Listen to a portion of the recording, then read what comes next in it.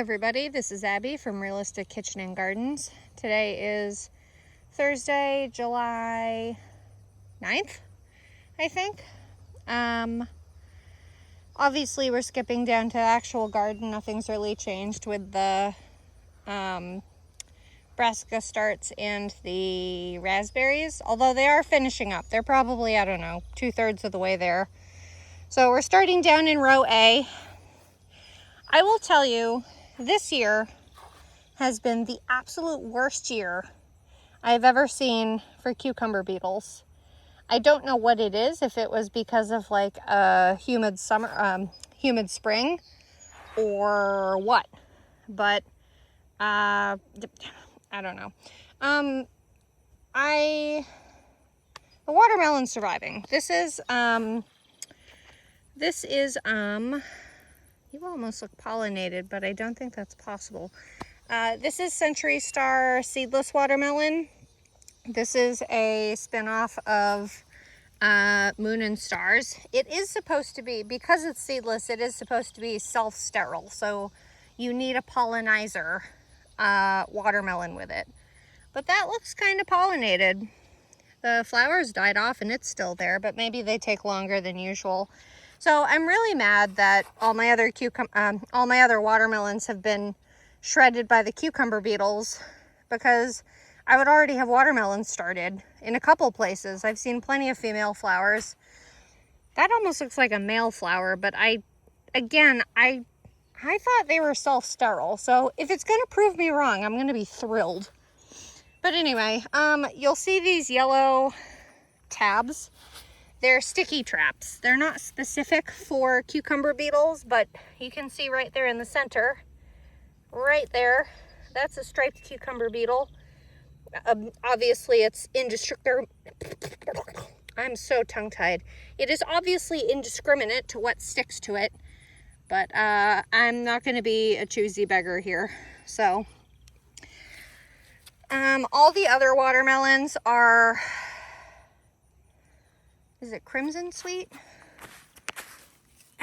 Yes, Crimson Sweet. It's supposed to be, it's supposed to be fairly resistant to a number of things, but I think the issue I've been having with this season with the cucumber beetles is I believe they're sap suckers. So they'll suck the fluid out of the plant, and as young saplings or young sprouts, they obviously only have so much fluid to their body, so they end up becoming, I guess, the equivalent to anemic in humans, if that makes sense to you. So they'll just wither and die because they'll have too much sucked out of them. But with the cucumbers, this one did sprout. Cool. And then I don't think this one sprouted. Oh, I'm staring right at it. Come on, Abby, get it together. I need to weed so bad. You're going to see so many things that are just like unruly to the max. This is my favorite marigold of this set so far. I have no idea what's jumping off this. That's a little tiny grasshopper-y thing. But I love how feathery and whimsical the flowers on these are, and the gorgeous, like, buttery orange, like deep egg yolk orange they are. Hot. Okay, I don't think this one sprouted. No. I've been bad about watering. I've been bad about doing a lot of things. If you missed it in the last episode, or you're new here, I'm 6 months pregnant, so bending down is very limited for me, especially leaning straight forward. I get dizzy, so I'm more apt to squat or just not. This was a spot with one of the oldest Hannah's Choice cantaloupes. It completely got killed by, I believe it's bacterial wilt, which is different from anthracnose. Of course it is. But I'm really surprised, because the cantaloupes, I feel like, have been a lot more resilient compared to, but you have enough pest pressure, it's gonna have issues. So interestingly enough, this Hannah's Choice right next to it, all of these are the same age except for the very last one, which I'll point out. but this one's doing fine, knock on wood please. But my sunflowers are getting ready to flower finally. You'll see a bunch of powder on here. This is diatomaceous earth to try to kill off the cucumber beetles. They apparently are attracted to the yellow of the... Can I get you off here without killing you? You're a little grasshopper-y thing. I'm making it worse. Okay. Here, I think I can catch them. So that's a cucumber beetle in there, in the flower. They chew in the side, and they actually breed inside the flower for whatever reason. So, and they're smart. They're really frustrating because kind of like Japanese beetles, when they know they've been seen and are going to be caught, they just drop. Cucumber beetles actually like look around and see you coming, and they'll avoid you. This is all flies. There's one cucumber beetle on there, but this one's climbing pretty good. The diatomaceous earth, if you're unfamiliar with it, it's like a natural mineral of some kind, but with insects that have a hard carapace, like think of any insect you can think of, the diatomaceous earth actually shreds through that carapace, and the insect ends up drying out. You can see another cucumber beetle in there on that flower. See it behind the leaves, and one here too. Look at that. But see, they look for you and they run, which is why I wanted to do these sticky traps. This is the youngest Hannah's Choice, which is doing pretty good, all things considered. So I'm just hoping I can get all my plants past the like really vulnerable age. I thought that the cucumber beetles are an issue, but I mean, the cucumber beetles were even decimating the zucchini when it was really little. But ooh, a flower on my lavender. This is Hidcote lavender I purchased. I love lavender. One of my favorites. This is the last year I'm going to grow this specific variety of zucchini. This is 2 plants right in one. Both seeds germinated and I never pulled them out. Spineless zucchini. It's like 45 days or 48, something like that. So, but it's very prone to powdery mildew. And I actually planted this lavender so close to it on both sides to try to keep the pest pressure down from squash vine borers. And then all of my zucchinis, all of my cucumbers are dead. All of them. So this variety that I originally seeded and transplanted out was Excelsior, which, if you were here last year, by this time, Excelsior had produced something like 24 pounds of cucumbers already, and I culled the plants because I had too many cucumbers. And then I also grew a second variety last year, and that was from 3 plants. The second variety I grew was Supremo cucumber, which was interesting because I was also trialing Supremo tomato at the same time.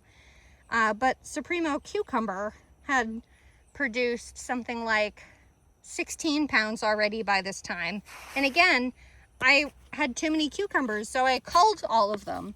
And now here I am. So I had tried seeding out Max Pack. That was $6.25. What the hell's the date today? The 9th? What's that, 2 weeks?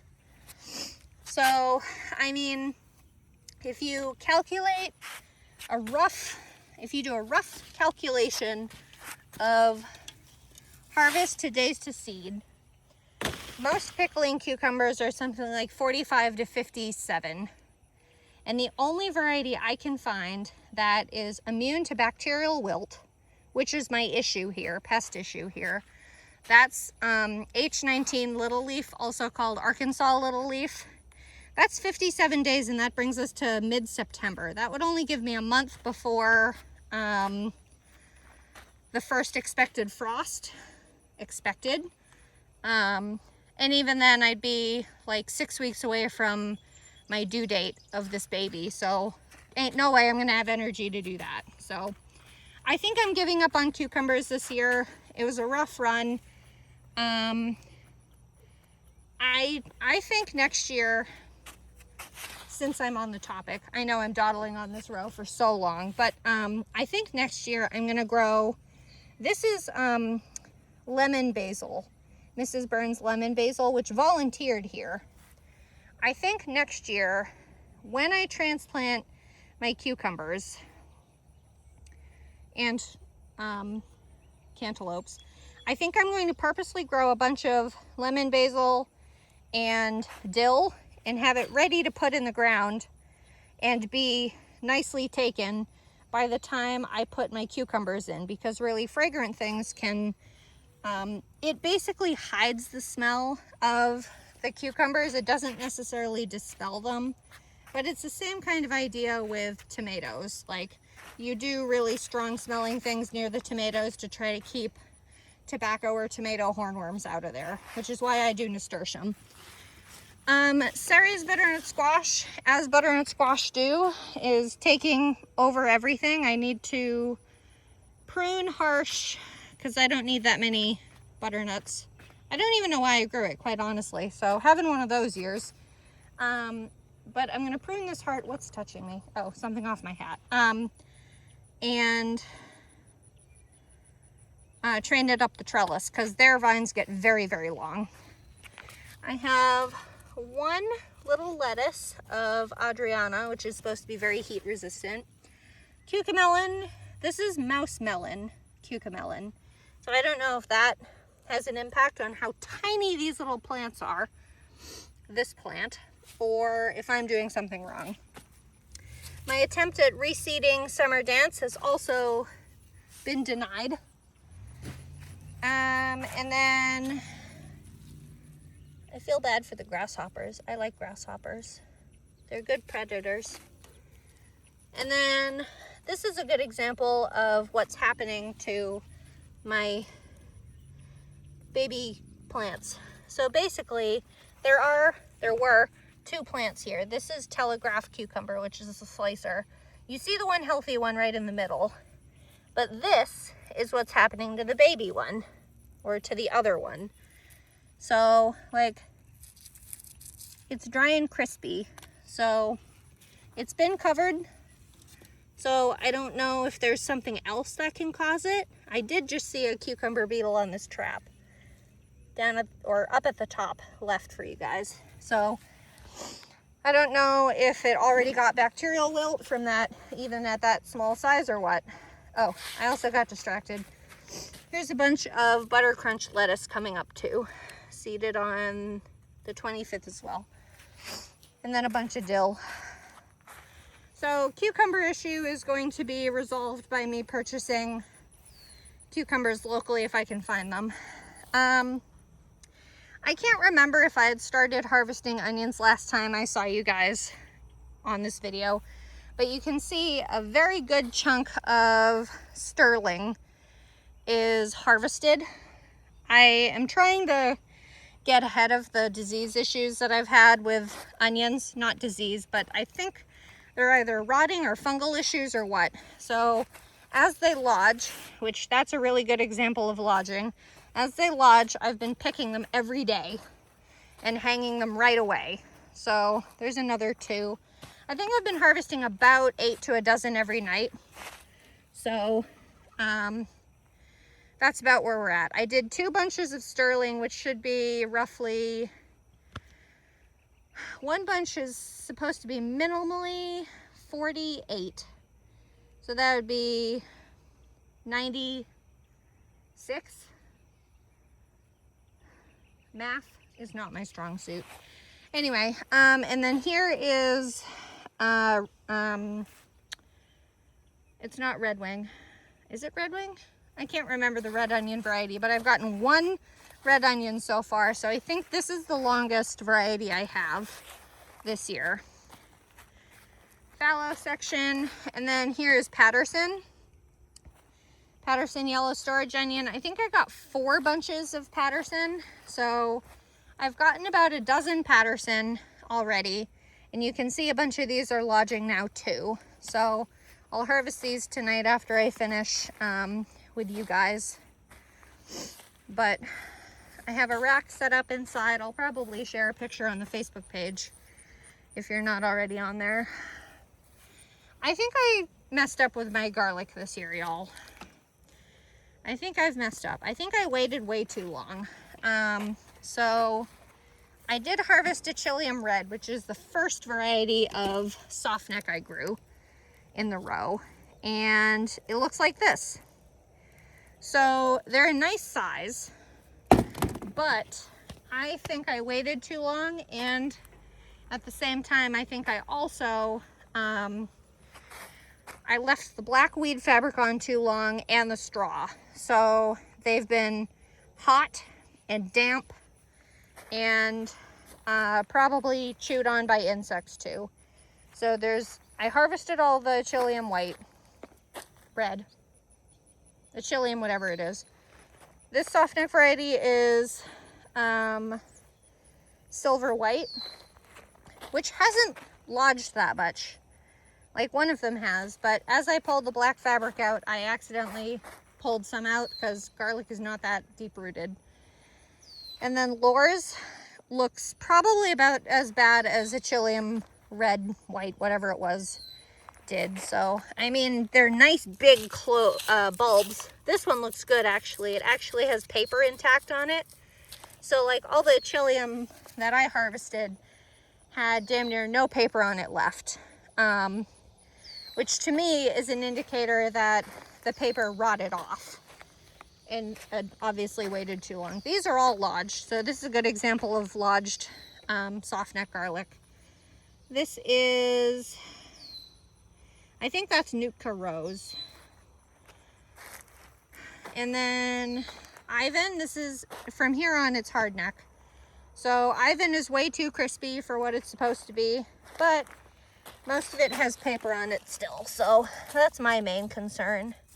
With the hardneck garlics, these are all varieties I grew last year and saved seed from, and specifically selected for the largest bulbs and fewest cloves. So we'll see what I like this year better, if I like hardneck or softneck. This is my year of trialing softneck. Adonai, which is a variety I got from a farm. I have no idea what the variety actually is, so I just named it after the farm. Adonai Acres in Worcester, Ohio. Lovely, lovely folks. This is Metici, whatever. This one probably looks like the most accurate of what garlic should look like when you harvest it. Hardneck garlic when you harvest it. Oh, look at that. I did put a tag. I did a plastic one though. Well, here's Armenian Red, which I knew I planted another variety, but I couldn't find the metal tag because that's where it is, Armenian Red. Okay, so that one is obviously way too crispy, as is Georgian Crystal. These ones pulled out a lot too, but these cloves look really nice, or bulbs look really nice, although the paper is separated a bit. So that's more what I'm talking about. So like when the cloves themselves look like they're covered well still. But these ones that don't have all their paper on, or like look like they've had, there was a bug in there. Yeah, I see it crawling around in there. These I'll probably use up and try to save for seed starting this year. But that's why I wanted to grow softneck, is because I've been having issues with properly storing hardnecks to be able to actually use them throughout the year. So softneck is supposed to be a lot better for long-term storage. Chamomile, still there. And then this patch is where the carrots were, and I did try to seed it out with a like herb and flower mix. I mostly seagrass. There's a few bits.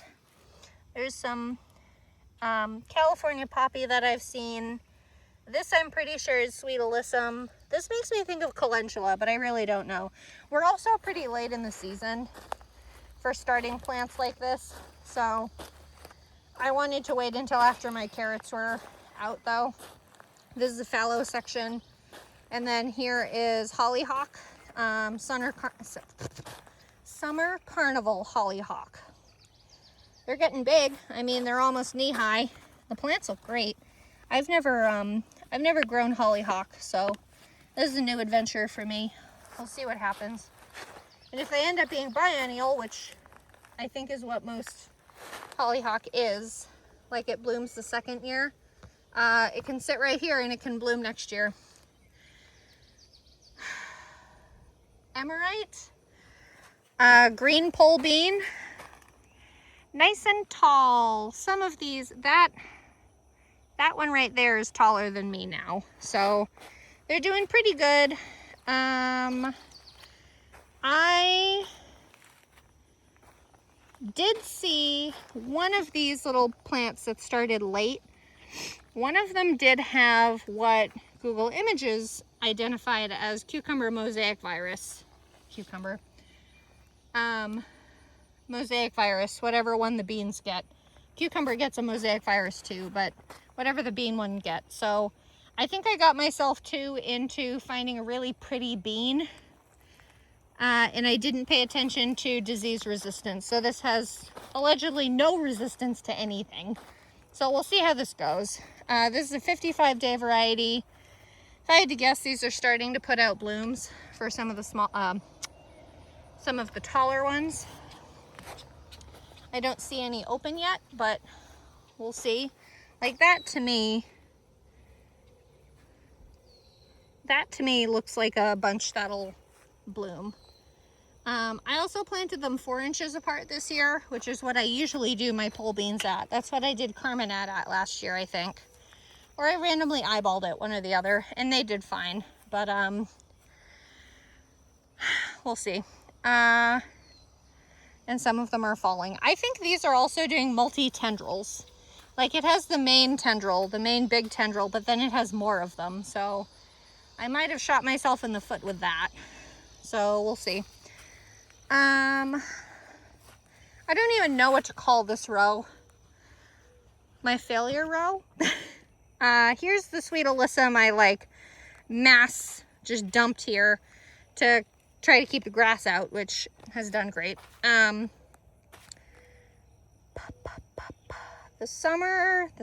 June bearing strawberry Flavor Fest is putting out so many pups. I need to weed. You can barely see where any of the pups are. I think that's probably the farthest one. There's another node, I can't see it on camera that well, but it's over here somewhere, that's ready to root too. So I need to pull more grass out so they can actually root. Then the farthest one on this side is right here. So I'm trying to spread it out nicely. There's obviously the mother plant. There was some lettuce here. This one never came up. This one has a couple though. It's also in full blast heat. This is a complimentary salad bowl blend from My Gardener, M.I. Gardener, however he says his channel name. So there's one little red lettuce there and a couple of greens, but this is in full blast sun and it doesn't have very good water retention either. So these are the double Zahara dwarf zinnia mix zinnias that I stuck in here. Figured what the hell. And of course the first pup off this ever-bearing strawberry is going that way, so I'll probably readjust it to go. These things are pretty flexible. They're not usually that picky. That's what I like about strawberries. They're the favorite food of a lot of things, but they're not picky. This one's putting out a pup already too. Boy Nelly, do I need to weed in here. It's just been so hot. And oh, look, a potato. This will endlessly be the joke with this row, I think, is potatoes coming up inappropriately. Also, now that I've given up on my corn, I see 3 or 4 corn. This is crabgrass, not this. I took the leap and foolishly possibly put mint directly in the ground. I use a lot of mint though. So I think this is probably spearmint. This was a cutting that actually rooted from store-bought. And then Genovese basil, chives, Genovese basil, volunteer lemon basil, and I have a couple plants, assuming they're still alive. This is Arizona Sunset Agoshed 1 and 2. And then this is Arizona Sun Agoshed. This one died. Here's that one, and it did flower, which I think is the orange one. And then these two look pretty good, actually. Arizona Sunset. This might be the orange one. 1 and 2. So we'll see. All right, I'm gonna go down the tomatoes this way. It's opposite of what I usually do, but I think y'all will live. I'm just looking at a blackbird screaming at me. Oh, also, the universe is really funny. Do you see that? Do you see that over there laughing at me? That is a cucumber of God knows what variety that came up by itself this year and has been 100% unbothered by everything, and it's flowering. My guess based on location and height is, I want to say it's probably a slicer, but it might actually be a pickling, or it could be a hybrid of the two. I have no idea. It sat itself there. No idea. Anyway, I'm gonna hang you guys down low because my bending, so hopefully you can see decent. This is Martino's Roma, Determinate. There's a nice, ouch, what did I just step on? Nice cluster right here. Get the camera going in the right place, Abby. I like the shape of these. These are like a true Marzano shape. I personally don't like how small San Marzanos are. I found bigger varieties that I like better, but the tomatoes this year are not my strong suit. Hopefully they'll produce well. There's supposed to be 3 plants there. They're probably all clustered together. That's probably 2 San Marzano, Martino's Roma. Hot. Dark purple opal basil, which is how I even know what variety I'm on. And this is the half of the Supremos that I started in seed snails, which I again still feel like they're behind and stunted. So these probably won't get bigger, they'll probably just ripen. So these are smaller than the other ones. They're also skinnier. They look like actual plum tomatoes this year, which is weird because I buy fresh seed. I didn't save them, so they're trying. These ones aren't bad. Oh, I also went and looked to see when I had my first tomato harvest last year. More because I was curious, because I remember these guys were longer than all the others. But I think this year everything, like harvest-wise, I think everything's late. But like the natural cycle of things, I think is a couple weeks early. Like the garlic is early, or was early. So I don't know what to think about it. These are probably the biggest ones I've seen on these seed snail started plants. They look good, but I don't think I'd bother doing the method again to get wonky, crazy plants. Here's the gap. Sorry, my camera's going everywhere today. And here now are the plants that I started traditionally in individual pots and planted them up and all that. I can't even reach those, but that's a good example. If I can get in here and have you see it. Well, there's a good cluster in here. Ugh, leaves. And get that out of the way. That's a nice cluster. So I think these are a little bit bigger, yeah?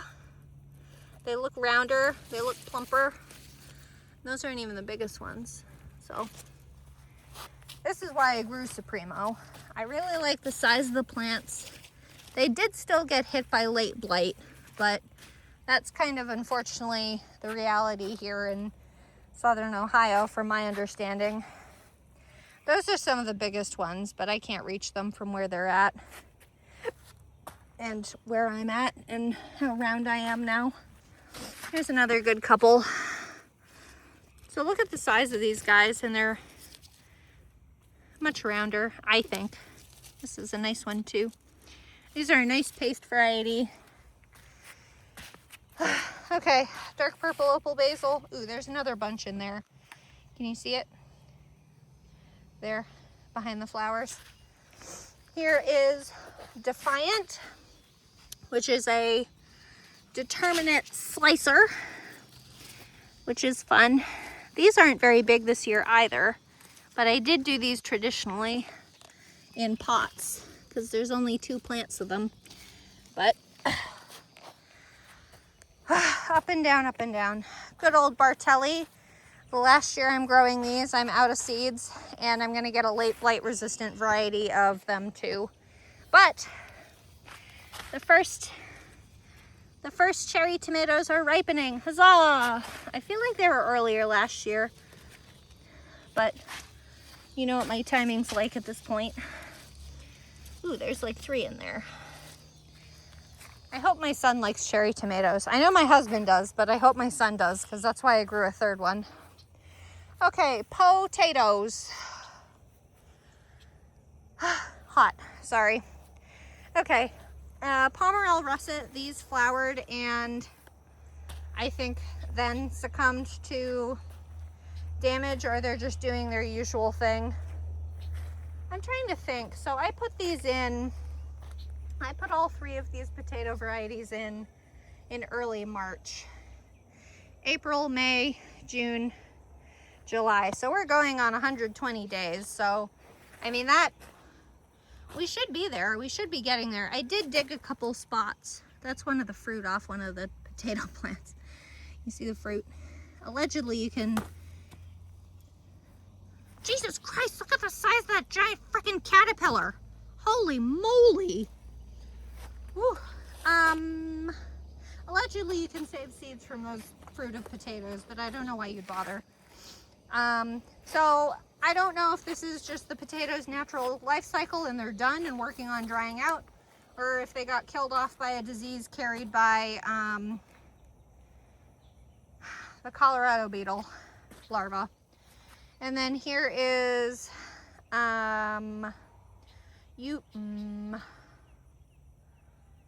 Yukon Gem, not Yukon Gold, Yukon Gem. Oh, there's an adult potato beetle. If you've never seen one, you're gonna starve to death soon here anyway. Goodbye, squish. Okay, because they can get on tomatoes too. Yukon Gem, which is a gold variety. Obviously, look at these snapdragons. Can we just take a minute and appreciate these absolutely gorgeous snapdragons? Holy moly. This is an experiment I did this year of pinching the plant when they're little and letting them kind of bush a little bit. And I think they're so striking this year. I love these orange ones anyway. That was under the shade cloth for the peppers. But there's some yellow ones too. I think they're doing so good this year. I'm so happy with the snapdragons. I'm gonna do that again next year. Anyway, so these Yukon Gem look like they're just about ready to harvest for storage. You usually want to wait till their greens are dry and crispy. So I think this is the one I dug to feel how they were doing. I love these orange ones, pink and orange ones. And then lastly is, what is your name? Baltic Rose, which is red. I should probably harvest them now because I wasn't really intending to have them harvested for storage. I was expecting to use them first. I'll need to use them first. So I'll work on that at some point. I think this coming week is supposed to be another brutal heat wave in the high 90s. So need to get this frickin' garlic in. but that's about it. Rhubarb, having a grand old time. Looking good. I don't know. I've never grown rhubarb. It does look good. I think there's 2 plants in here actually. You see one crown here, and then I think there's one on this side too. So I wonder if I can split it this fall or next spring, or I don't know when I'm supposed to do it. So this giant mound of grass is actually my celery. Tango stock celery. Good Lord, do I need to weed? I can't even care anymore. Walking on. Peppers are looking good. This is, oh look, you're finally actually going to fruit. Oh, you have a few. Okay. This is, whoa Nelly. Okay, you got a bunch on there now. This is Early Sensation yellow bell pepper, gold bell pepper, which I purchased. I got 2 plants from a local farmer. They're finally flowering, although I put them in maybe a week after mine. I don't know when she starts hers, but getting a couple little baby fruits. I'm gonna have to get some shade cloth on these guys too. Ooh, and then this is the one and only plant that survived that I seeded and all that, of Mega Gold Whopper from Gurney's. So I have this shade cloth up. I ran out of cattle panel, so I used these tomato cages for the other ones. This is like a scrap piece of cattle panel from when we made the round chicken tractor. So it's only like 2.5 feet tall. So you have fruit? Hello? I see flowers. I don't see fruit. The volunteer marigold, looking good. And then this has 2 fruit on it. 2 or 3? 3. These are all, from here onward, are all giant red 2 bell peppers from Gurney's. But this one has pretty bad sun scald. I should probably cull that pepper so it can focus on the other plants. Fruit, the other fruit. This one only has 1 on it, but a good sized fruit. I mean, it's trying. I don't know how heavy water demand peppers have. I don't want to drown them. These ones look really good. 1, 2, 3. This is a nice size one too. So I am going to try different pepper varieties next year. I'm only doing 1 seed store next year, or this year. I usually order just after the new year. But I'm only getting seeds from Seeds and Such. They have a lot of varieties of peppers and tomatoes that I haven't really been able to find otherwise. So I'm gonna give them a try. It's gonna be a big order though. It's not just tomatoes and peppers. Since it's the only place I'm ordering from, I'm ordering everything I can think of from them. So continuing on, this one's a little small, but it's also shaded in the front. A little sun scald on that one too. Oh, this has 4 right in one spot. I'm sure that'll be great for you. Yeah, you can see that. It's more leathery, it's dry, so I don't know what's going on inside the plant or fruit, but that's a nice size fruit too. Get my hand in there behind the grass. And then here are the 2 banana peppers that may or may not be banana peppers. They're fruiting well. Their fruit to harvest is, or like their flower to harvest is pretty good, like timing wise. I feel like it's only maybe a couple weeks, or maybe like 2 or 3 weeks compared to bell peppers, which I feel like they stay on there for ages. Well, good. I need these peppers so I can make more pickled peppers. I'm almost out. Look at this gorgeous color. I love it. I love the yellow and the pink and the orange. So good. Pumpkin on a stick. It's still here. It's still alive. I'm pretty impressed, honestly. They're even flowering, so I don't know what I just grabbed. I mean, they're chewed up. They've been through hell, but they're they're still going. This is an ornamental eggplant, if you're unfamiliar. They produce these little tiny eggplants that look like pumpkins. And they do ripen to orange, and they're just cute. Purely for fun. I do have, my cilantro is finally coming up. Took them a minute. I'll have to go see what day I seeded them. I did remember to put a tag out. But here's orange jing. I haven't seen any, well, just to make a liar out of me, I haven't gotten to catch any flowers from these guys. But there's the first pod coming up. There's plenty of flowers. That's a flower. Sometimes it's hard to tell between flowers and pods. That's a flower. That's a flower. I did get my first couple pods the other day. I want to see if I can find a pod for you guys. There's a pod. It's very short, but it's there. You can see the little feathers more. There's another one coming up. Blech. So, and the rest of the, I forget if I said it, the rest of the okra is red burgundy. Hot. Okay, candy striped zinnia, prolific. I mean, all these dark yellow with stripies is one plant. And then there's a white one with red stripies. And that one's solid. Oh, there's a couple flecks on it.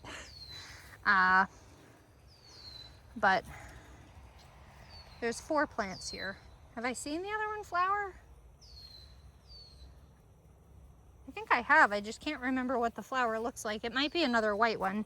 This is the last candy stripe plant. I can't see what it looks like though. But and then California Giants is a bunch of really warm colors. I thought it was like a more blend. Like I thought it had yellows and whites in it too, but maybe that's just the look of the draw or what.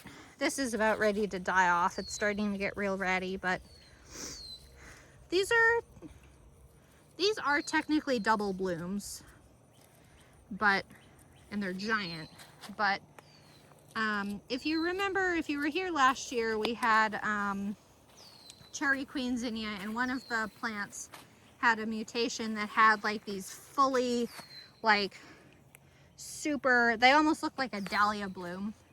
I loved it. I forgot to show you my dahlias. Even I stared right at them. They're over there. I had just deadheaded a bunch of them. The red one obviously is blooming a bunch, but the pink one was taking a minute. And then straw flowers getting ready to open. Looks like we have a red or an orange and maybe 2 pinks or purples.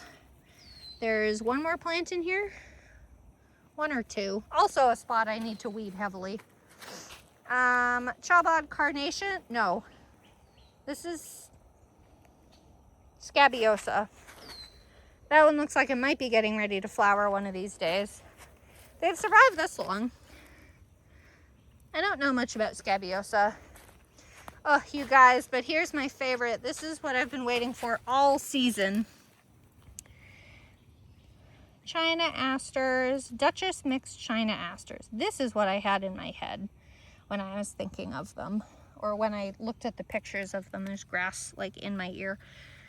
And it's a mix. So there's this pink, there's this very pale pastel purple. There's 2 of them actually. This one's about done. You can see the center is getting ratty. This one doesn't show nearly as much double as this one does. So this might be a natural selection process on the grower's part. I know some plants are, but this is the one the type I really wanted. It does almost look like a peony, like if you didn't exactly know what a peony looked like. There's another one. That one's the same type. And then there's this dark purple one, which again, it does have a lot of petals, but it's not quite as many as this pink, these 2 pinks. So, and then there's 3, 4 plants that still haven't fully bloomed out. When I was looking at these buds, I'm like, shoot, are these all gonna be white? Which didn't sound very entertaining, but they keep their color secret. This is Chabad. carnations, double mixed carnations. Another section I need to heavily weed whenever I have the energy or the time, which with an 18-month-old is not, 19-month-old is not happening. What is the name of your variety? Your Cosmos. I know your Cosmos. Dwarf Sensation Cosmos mix, which is supposed to be a mix of pinks, dark pinks, light pinks, and whites. Obviously, I had absolute garbage germination. I direct sowed these back in May. This, I don't know if you're, I don't think you're a Cosmo. Look at all the hairs on the stem of that, and the foliage is different too. Are you a different Cosmo that got mixed in here, or a Coreopsis or something? What are you? You're almost flowering, so we might as well wait now. It looks like the stalk, iron purple stalk, is just about done. So I don't know if I'm going to do anything with that, or I need to look at my garden plan and see what's going in this row next year. I think it's going to be cucurbits. No. What do I always put behind my cucurbits? Oh, alliums. So either garlic or onions or something up here. So we'll see. And then the borage is doing its usual thing of being borage and going absolutely ballistic. This is about belly button high on me. So they're a good size. Ooh, I forgot to show y'all. Look at the Nigella. I love it. I got Deft Blue, which I think is supposed to be, like this, like the soft whitish blue, but they've, grass touching me. Some of them are so dark. That one, I don't know what the hell I'm hearing. It almost sounds like an angry seagull. And then I just spotted this white one, which could be a mutation or it could be a random seed that got in there at the company. But look at that one.